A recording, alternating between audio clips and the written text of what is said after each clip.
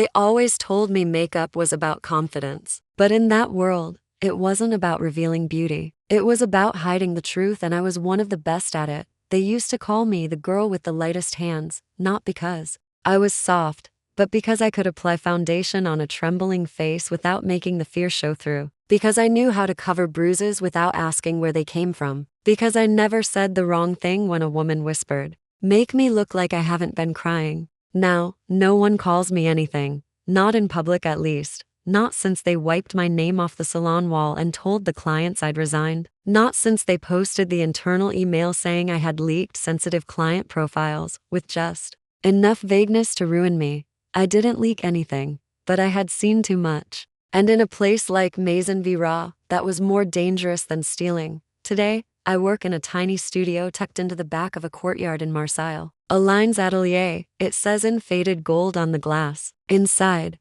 there's no receptionist, no velvet couch, no mood music, just me, a wooden table, soft brushes, warm light, and silence. It's not luxury, but it's honest, and somehow, word got around. Not in magazines or on Instagram, but among women who speak softly, cautiously, the kind of women who sit down, eyes lowered, and say, "I have a hearing tomorrow with my ex. Can you make me look like I slept? I haven't been outside without a mask in months. Can we try red today? Just to see? It's the anniversary. I need not to feel like her." These are my clients now, and when they leave, they don't sparkle, they breathe. This morning, a woman walked in without an appointment, mid-40s, blonde, French Algerian maybe, expensive bag but nervous fingers. She didn't speak right away, just stared at the wall of small perfume bottles and antique mirrors. Then she turned to me and said, "You used to work for Maison Véra, didn't you?" I froze. No one had said that name aloud in almost 3 years. "I did," I said carefully. She stepped forward, her voice lowered.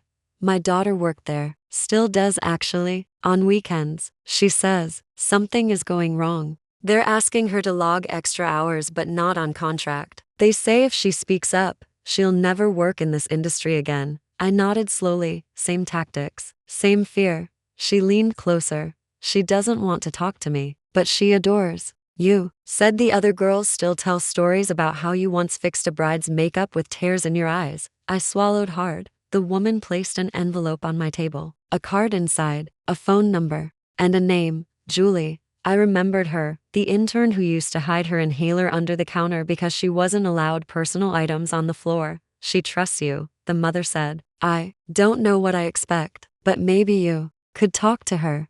I nodded again, quietly.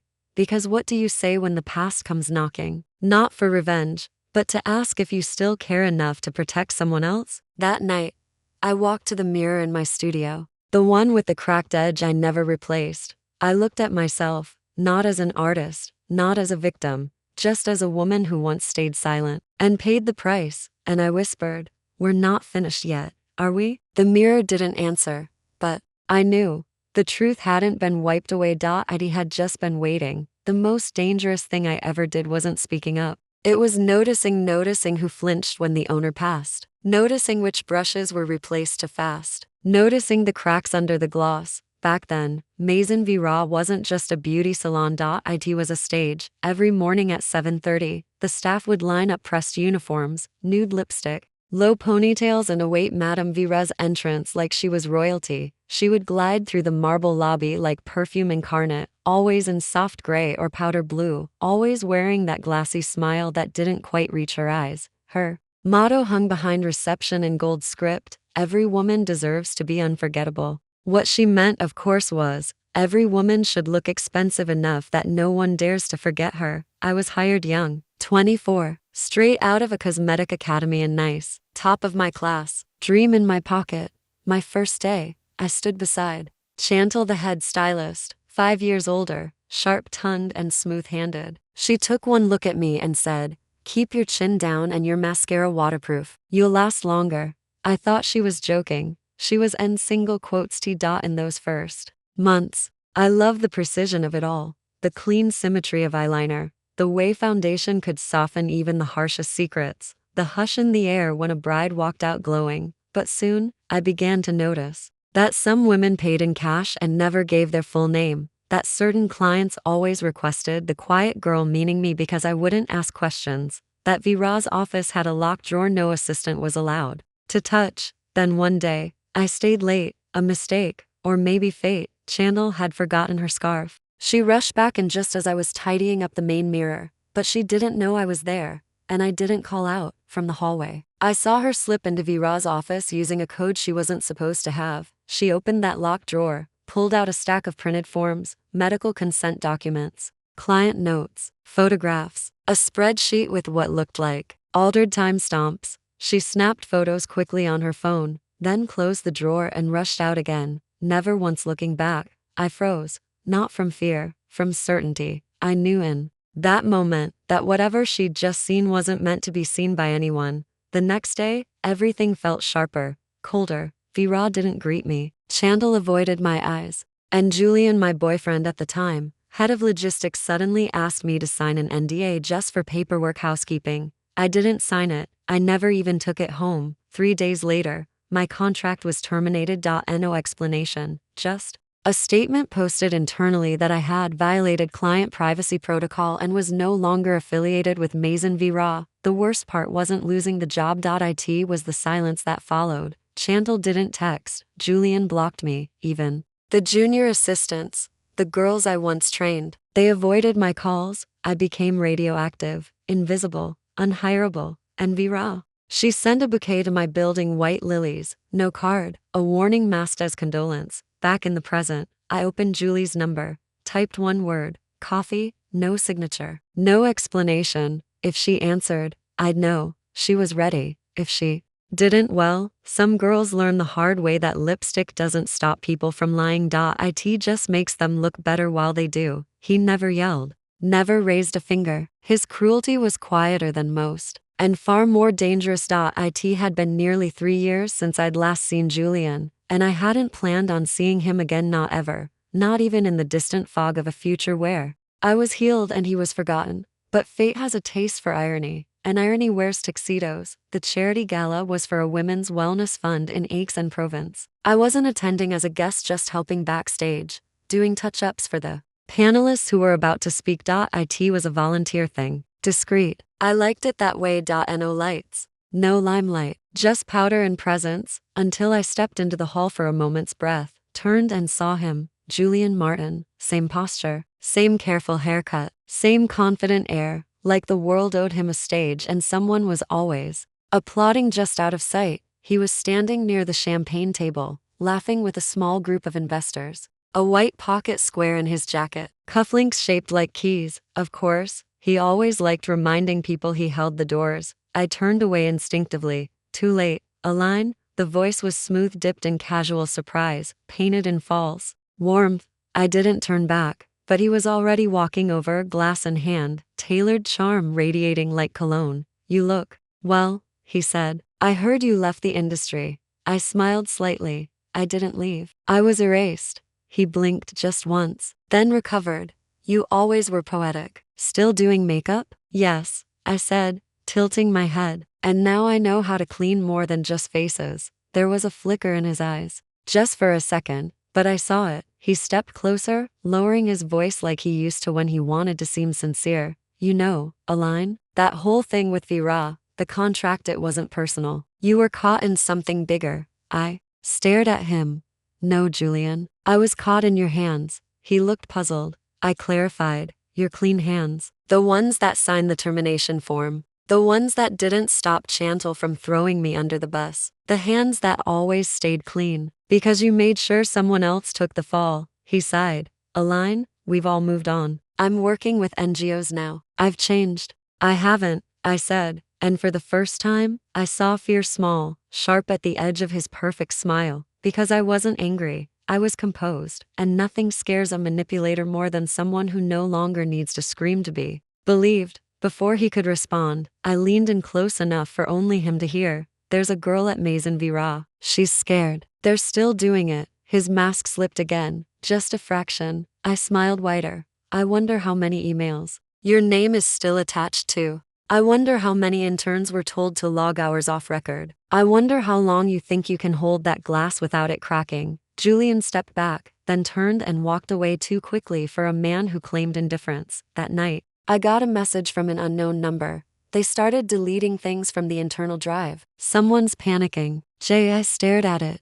Julie was in, watching, learning, and the cracks were starting to show. This time, I wouldn't just wipe off the surface. I'd peel away every layer, one lie at a time. It's not the lies that break a house. It's the quiet truths no one was supposed to see. The email came at 1:03 a.m. Julie had titled it simply, Backup. Inside was a compressed folder, password protected. She sent the key 3 minutes later, in a separate message. I took screenshots of everything before they started wiping the internal drive. There's more, but this is what I could grab without them noticing. My hands trembled slightly as I downloaded the file, not because I was afraid, because I was ready. The folder held 17 falsified invoice templates, identical except for signature. Timestamps, 6 versions of employee behavior protocols, the internal policy they used to discipline staff, all with adjusted wording about probationary flexibility. A spreadsheet mapping overtime hours logged by interns vs. officially reported hours on the payroll system, and one PDF labeled Raw Discretion Policy 202 Confidential. PDF. That last one made my heart stop.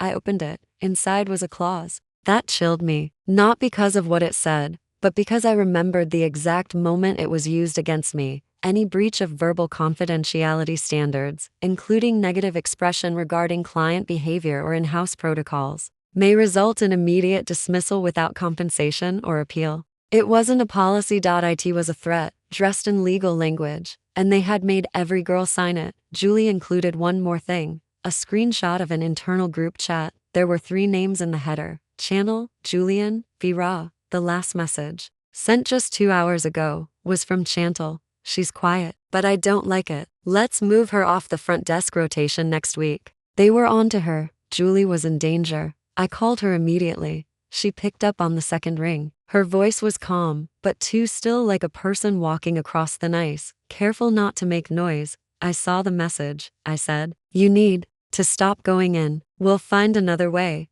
No, she replied. If I disappear now, they'll know, and they'll bury whatever's left. You're not trained for this, I whispered. They will hurt your future if they catch you. She was silent. Then she said, You stayed, didn't you? Even when you knew, even when you were scared. My throat tightened. She was right. I had stayed. I had hoped silence would save me. It didn't. But now, Julie wasn't hoping. She was fighting, and I couldn't ask her to fight alone. The next day, I called in every contact I had left: lawyers, advocacy groups, 2 former clients who owed me favors, and one woman in particular. Her name was Nadine Leclerc. She had once been the face of Maison Véra, wealthy heiress with a perfect jawline and a broken marriage, who came to the salon for more than just skincare. I had wiped away her tears one afternoon between appointments. Now, I was asking her to remember who had held her hand when no one else did. She didn't hesitate. What do you need? She asked.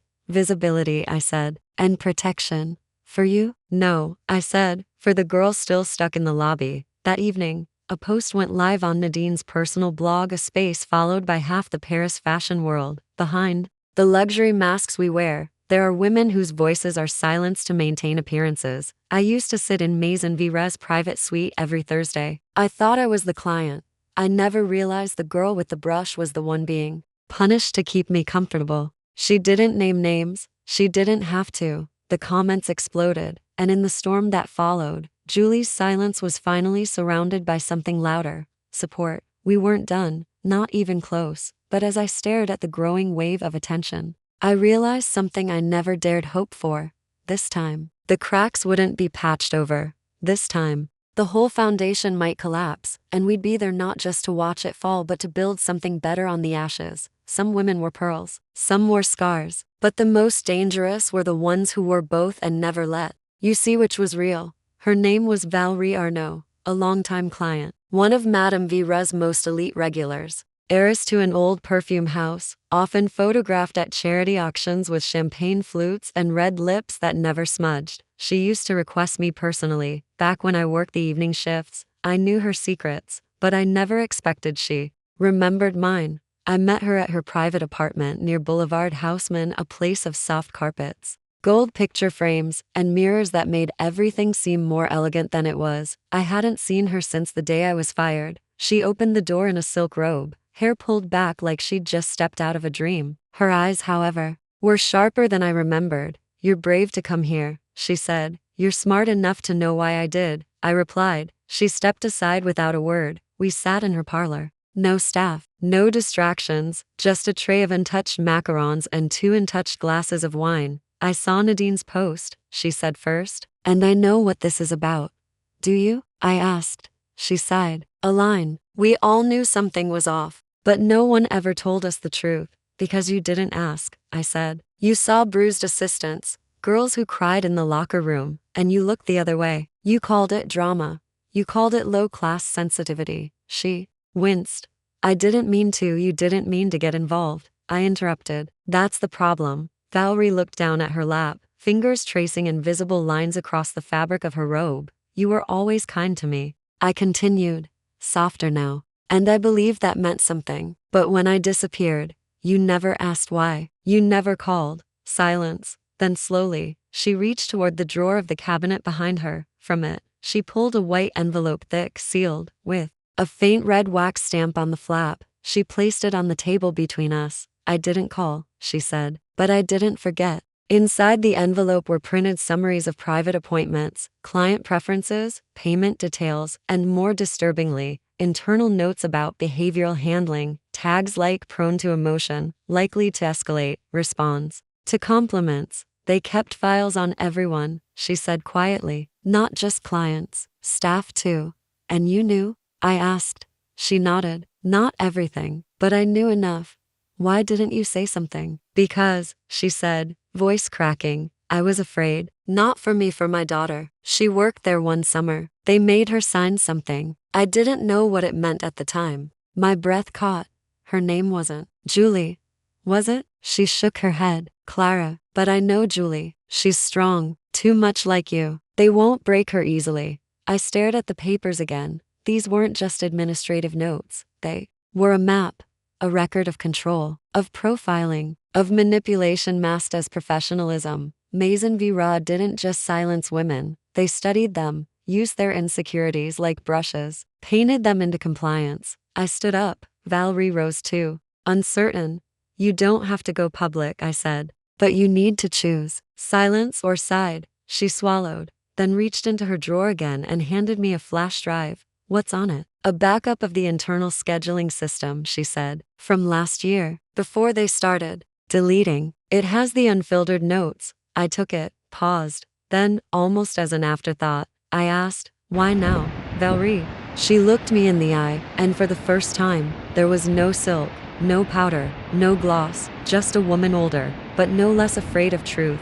"Because I don't want my daughter to inherit my cowardice." As I walked down the steps of her building, flash drive clutched in my coat, I knew one thing for certain. The masks were slipping, and once a mirror cracks, it never reflects the same again. They called it a makeover. I called it a correction. Not on skin but in power. And who gets to define what beauty costs? The invitation went out quietly. Just a single post on an anonymous page. One afternoon. 10 chairs. No filters. "Come as you are. Leave with nothing fake." No logo.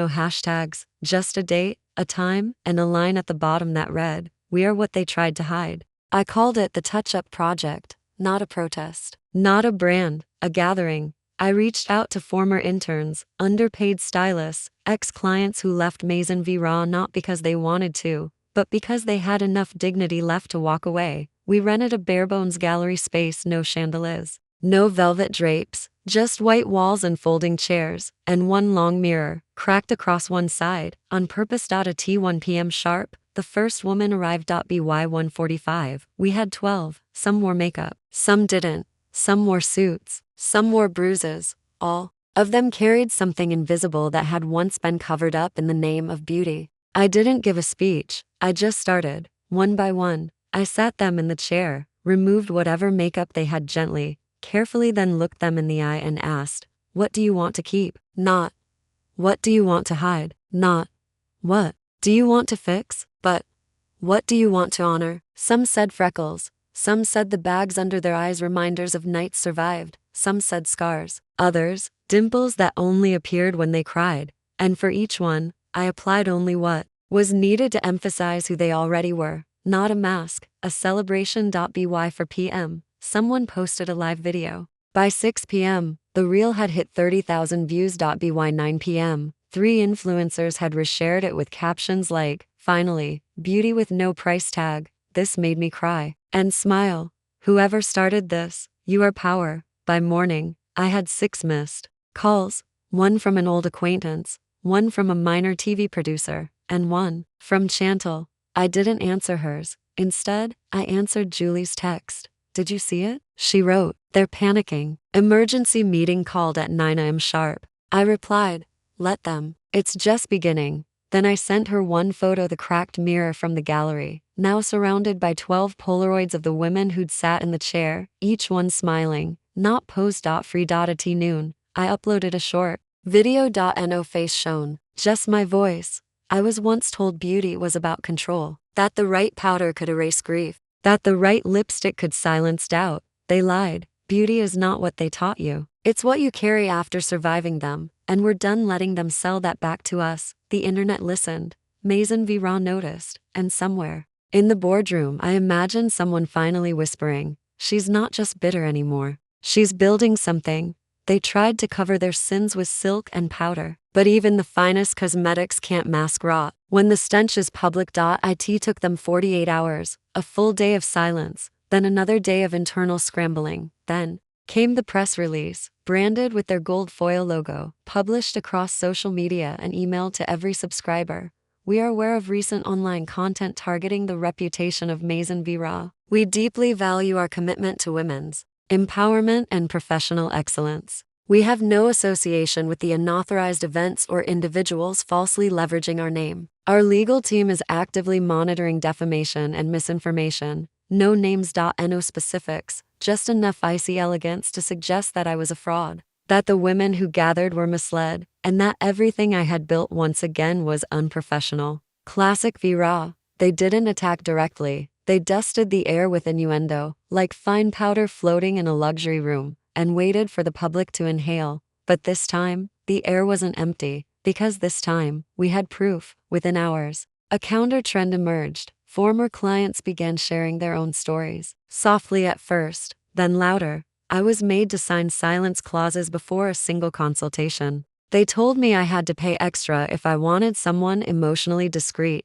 I once bled from a peel gone wrong and was told to lie about it for the brand. And then, it happened. Someone leaked a clip, a recording, no longer. Then 37 seconds, but it was enough. In it, Chantal's voice unmistakable spoke. "If she talks, we say she was unstable. It's not illegal to fire a problem before it becomes public." The clip didn't name me. It didn't have to. It named the culture, and the internet erupted. I watched the spiral unfold from my tiny studio. I wasn't gloating, I wasn't celebrating, I was remembering the day I was made to sign a document I didn't understand. The afternoon they deleted my email address from the staff roster. The silence of my colleagues. The bouquet of lilies. It wasn't about revenge. It was about witnessing, about making sure no other girl walked into that place thinking she had to be grateful for abuse masked as opportunity. Julie texted again. They held a second emergency meeting today. Security was instructed to monitor staff phones.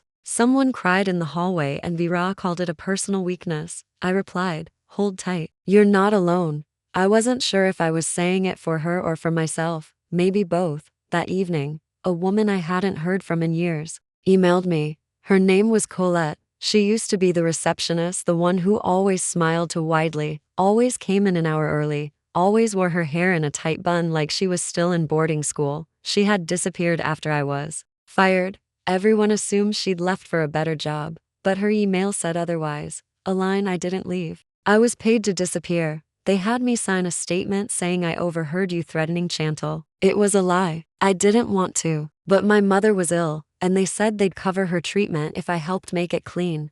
I'm so sorry. I still carry it.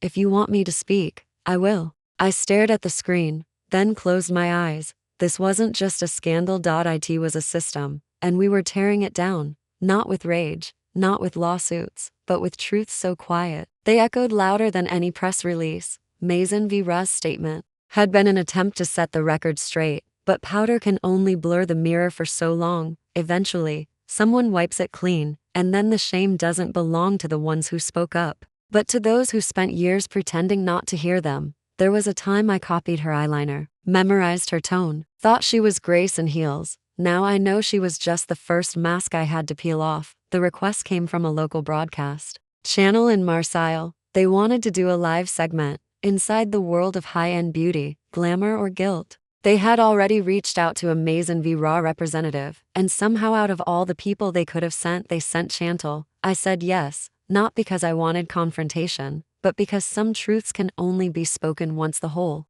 world is watching. We met in the green room. She looked almost exactly the same, hair like poured ink, cheekbones carved to perfection, that same thin smile, designed to flatter and warn at the same time. Aline, she said, as if we were old friends meeting at brunch. Chantal, I returned, steady. She glanced at my outfit, simple navy dress, no heavy makeup, only soft liner. You're leaning into the raw thing, she said. Clever. I'm leaning into what's real, I replied. That smile faltered, just a little. Then we were ushered onto set. The lights were warm. The host, a young woman with clear sympathy in her eyes, introduced us fairly. Aline Moreau, former senior artist at Maison Véra and founder of the Touch-Up Project. Chantal Véran, longtime industry professional and current director of client experience at Maison Véra. We nodded politely. The first question went to Chantal. Maison Véra has been under public scrutiny. How do you respond to claims that it cultivated a culture of silence and psychological manipulation?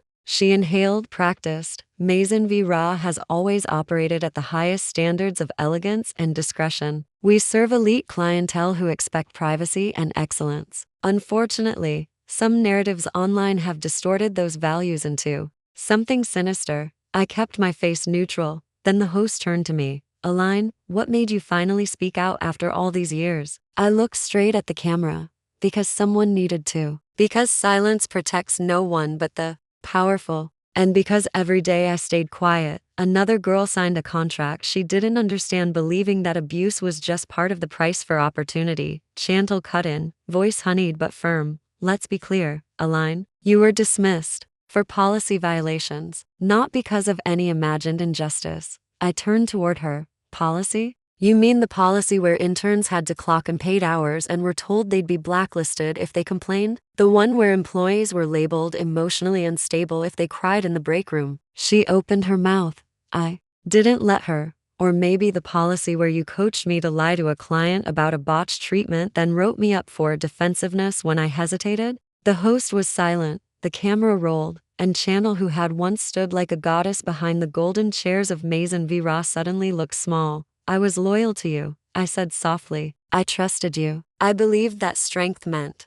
silence. You taught me that. Then I leaned forward, not for the audience, but for her. But strength isn't silence. It's truth. And you forgot what happens when the quiet girls learn to speak. She didn't answer. She just looked away. And, for the first time in years, I knew she couldn't hide behind her contour. Not this time. The next day, the segment went viral. Clips were shared on advocacy pages. Beauty bloggers dissected every line. Even mainstream outlets picked it up. And the top comment beneath the official video: she doesn't need mascara. Her words cut deeper than any liner ever could. I smiled when I read it, not because I needed validation, but because the brush was finally in my hand, and this time, I wasn't painting anyone else's lie. They thought silence could be bought, but I don't sell what they tried to steal. Not anymore. The envelope arrived on a Thursday morning, hand-delivered, cream-colored, no return address. Inside, a single-page letter printed on heavy linen paper, thick as guilt. In the interest of resolving recent misunderstandings, Maison Véra proposes a private agreement. €250,000 immediate transfer upon signing. Conditions: cease all public commentary. Terminate all associations with related projects. Delete all related media. There was no apology, no admission, just a price, a dollar amount for everything they had taken. My career, me namami PC, and now apparently, my voice. I held the paper for a long time. Julie came by later that afternoon. She saw it on the table. They really offered this? She asked, jaw tight. They did. Are you going to take it? I looked at her. At the girl who had once stood silently at the same reception desk I did. At the young woman who risked her job to pass me evidence. At the future they still thought they could ruin if she spoke too loud.